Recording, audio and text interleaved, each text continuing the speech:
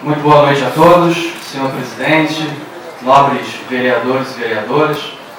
Primeiramente, antes de cumprimentar nossos amigos e amigas da Comissão dos Concursados de 2009, refazer uma saudação já feita em outra sessão ao nosso amigo Frank, que é cadeirante e encontra-se participando desta sessão mais uma vez. Ressaltar, senhor presidente, que temos conversado muito nesta casa, e esse é um dos temas que chama a nossa atenção, de todos os vereadores e vereadoras, em relação à acessibilidade desse prédio. Parabenizar a vereadora Letícia Jota, que apresentou o projeto de resolução tendo em vista a melhoria desse ponto, e dizer que é algo fundamental. E lembro-me que no primeiro dia, na nossa posse, em 1º de janeiro, eu subi a essa tribuna para falar sobre esse tema. Colocar o nosso mandato à disposição e tendo a certeza que é uma unanimidade na casa, a necessidade de adaptar o acesso ao cadeirante. E estaremos conversando e lutando sobre isso, em relação a isso, todos os dias. Até porque, como bem disse o senhor presidente, é a Semana da Saúde, é o Dia Mundial da Saúde, comemoramos nesta semana, e é preciso pensar em acessibilidade. Partindo para saudar nossos amigos e amigas, companheiros e companheiras do concurso de 2009, que têm empreendido uma luta árdua nos últimos anos, e especialmente nessas últimas semanas, se reunindo, conversando, lutando, e obtendo desta casa, senhor presidente, este documento que todos nós assinamos como mais um compromisso do Legislativo com a Justiça e com a coerência. Eu comentava com eles e com elas nessa semana, isso me fez lembrar, vereador Geraldo, uma experiência que vivi e considero que foi a minha primeira experiência de militância política. Em 2004, esta casa fez um concurso público municipal. A presidência está precisando fazer outro. A presidência era do então vereador Antônio Carlos Trindade, procurador era Dr. Carlos Maia. Participamos do certame, fui candidato, fui bem colocado, fui o primeiro colocado no meu cargo e comecei a observar também a demora na convocação daquele concurso público. Na época, já faz algum tempo, as listas telefônicas tinham alguma serventia maior do que servir de piso para a porta. Elas realmente nos davam informações relevantes. E tive a oportunidade, então, de ter o trabalho de pegar aquela lista de aprovados, consultar nome por nome, buscar o telefone daqueles que tinham sido aprovados e formar uma comissão que se reunia ali na minha casa, aqui, que na época era bem aqui perto da Câmara, na rua Major Belegar. De lá formamos uma comissão que ao mesmo tempo nos trouxe esperança e trouxe um pouco de cansaço, e é o que eu vejo nos olhares dos nossos amigos e amigas que se organizam em relação a essa luta. Cansaço porque às vezes a gente luta muito, vereador Geraldo, e consegue reunir nem tantas pessoas quanto nós gostaríamos. Mas tive a oportunidade de dizer a eles que naquele momento, diante de tantos aprovados, aquele número nem tão grande daquela comissão, conseguimos também elaborar um documento, olha que coincidência, apresentar ao procurador Carlos Magno, que achou até um pouco engraçado o nosso documento, mas no final teve que dar o braço a torcer, porque nós fomos convocados. E 2 meses depois, eu estava sentado onde os concursados hoje estão, tomando posse como funcionário concursado desta casa, onde trabalhei há alguns anos.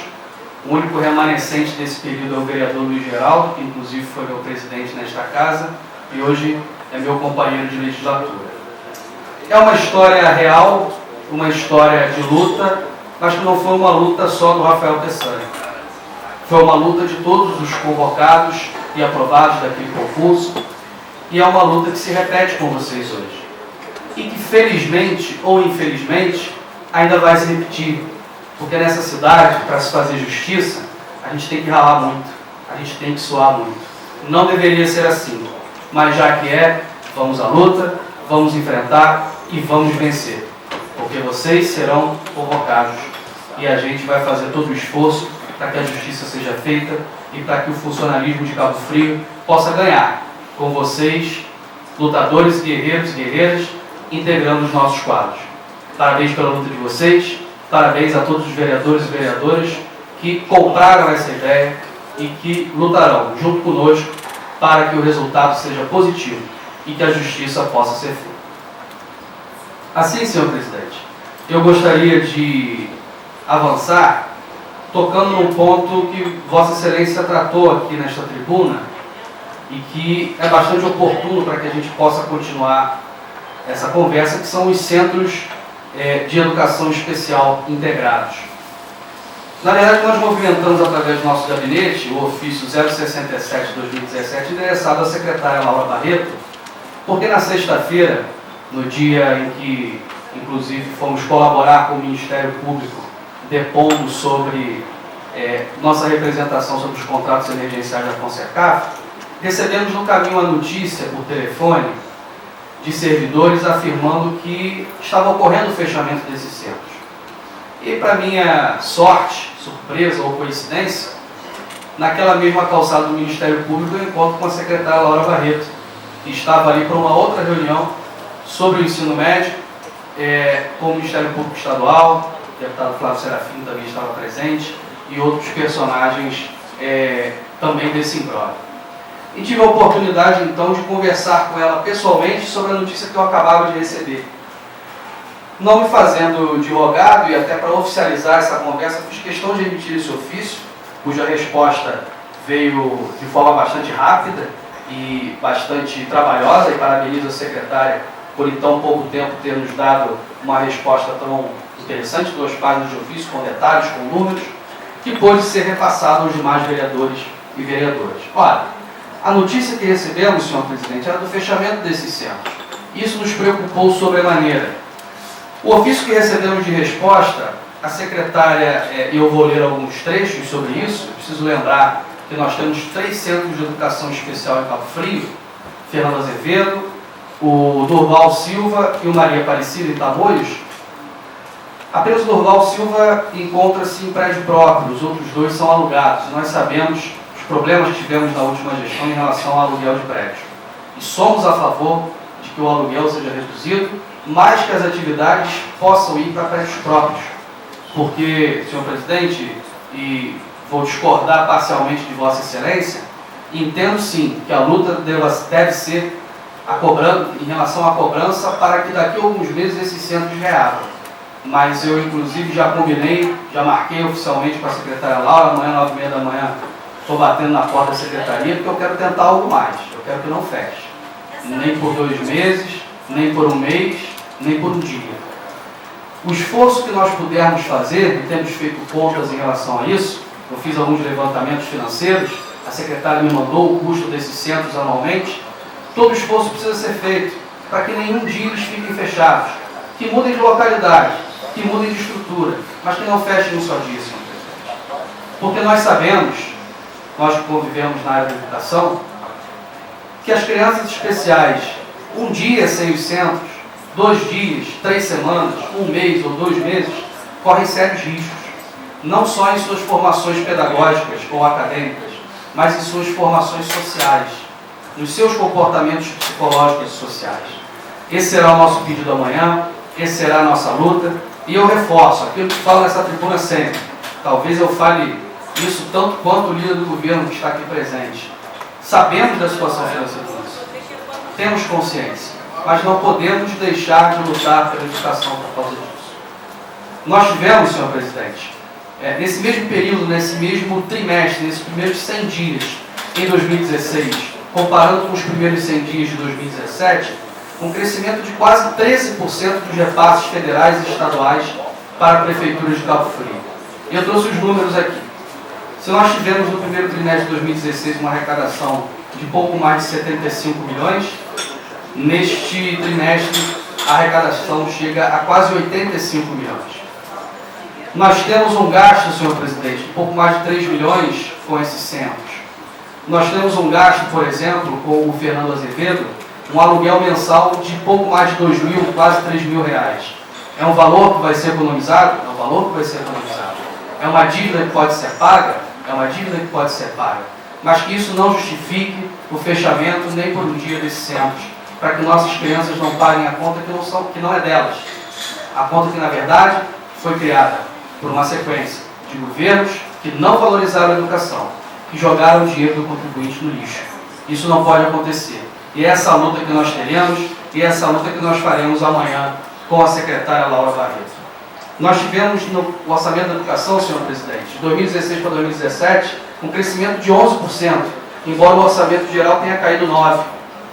Então, a economia do fechamento desses centros ainda é algo que não me convence, mesmo que seja de maneira temporária. Nós temos cerca de 700 crianças sem famílias atendidas por esses centros. E nesse sentido, eu gostaria de dizer que vamos manter essa luta. Gostaria de avançar um pouco mais do que foi dito aqui, senhor presidente. E solicitar a secretária amanhã, em caráter oficial, obviamente fazendo contas, tentando chegar a um consenso, a manutenção desses centros e o não fechamento, nem por um dia, a partir do início do ano letivo. Eu gostaria de concordar também, caminhando para mais um ponto da nossa fala, com a fala do vereador Vanderlei Bento, no que se refere aos estacionamentos. É mais uma caixa preta de governos municipais que se sucedem na nossa cidade. É preciso fiscalizar, é preciso transparência, é preciso lutar por isso. E é nessa luta que nós estamos entrando também, pude falar na última sessão sobre isso, no que se refere aos contratos emergenciais da Concercaf, de maneira técnica e jurídica, buscando a verdade. Seja para dizer que os contratos são irregulares, seja para dizer que são regulares. Mas muitos pontos nos trazem a reflexão e a quase certeza de que temos ali sérios problemas, e foi o que pude dizer para o GAEC, para o Grupo de Atuação no Combate à Corrupção do Ministério Público no Rio de Janeiro, sexta-feira, de depoimento de quase 2h30, onde com detalhes falei sinceramente o que achava, dentro das provas que pude apresentar, sem jamais apresentar nada, de maneira leviana, inclusive levando, vereador Guilherme, as próprias declarações do presidente da Concercaf, escritas a esta casa, como parte dos autos, para mostrar que buscamos a imparcialidade, que buscamos já apresentar o contraditório na própria petição, para que não diga, queremos colocar lenha na fogueira e queremos transformar esta casa num circo ou num espetáculo.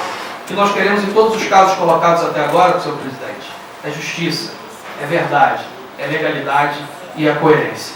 Tamoios está às escuras, vereador Zé. Tenho recebido reclamações de problemas de iluminação pública de toda a cidade. Volto a dizer, sabemos das dificuldades do governo, mas temos uma empresa que faz o serviço de forma emergencial, cuja qualidade é questionável, cujo contrato é questionável, a empresa Hashimoto, que vem da Baixada Fluminense. É preciso questionar o serviço da empresa, embora os servidores lutem para manter essa cidade iluminada.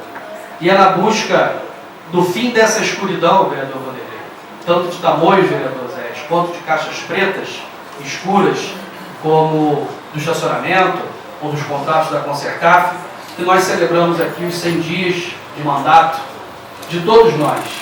E fico feliz em ter um balanço positivo de nossa atuação. Tivemos erros, tivemos defeitos, mas temos a consciência da necessidade de consertá-los. E apresentamos à população nas redes sociais a oportunidade de conhecer o nosso trabalho nesses 100 primeiros dias, para que sejamos também fiscalizados, criticados, que recebamos sugestões daquilo que podemos melhorar, daquilo que podemos mudar. Para finalizar, senhor presidente, eu não poderia deixar de citar um exemplo interessante que vi numa prefeitura da região, aqui na nossa região dos Lagos. A prefeitura de Araruama fez nesses dias, e aí é claro que alguns chamarão isso de espetáculo, alguns chamarão de colocar lenha na fogueira, alguns chamarão de demagogia, mas eu gostei da ideia. Uma licitação pública de instrumentos a serem utilizados na parte de informatização do setor de saúde da Prefeitura de Araruama foi transmitida ao vivo nas redes sociais. E eu acho que seria bastante difícil, em muitas cidades da nossa região, que muitas licitações assim fossem transmitidas. Até porque, em alguns casos, nem se pode transmitir o que não existe. Gostaria de fazer esse desafio ao governo. Gostaria de me comprometer a ajudar. Se precisar, a gente vai lá e filma. Se precisar, a gente vai lá e confere no jornal. Temos licitações a fazer neste município em relação à saúde. E gostaria de só mandar o recado de que nós, como sempre, estaremos de olho. Muito obrigado e boa noite.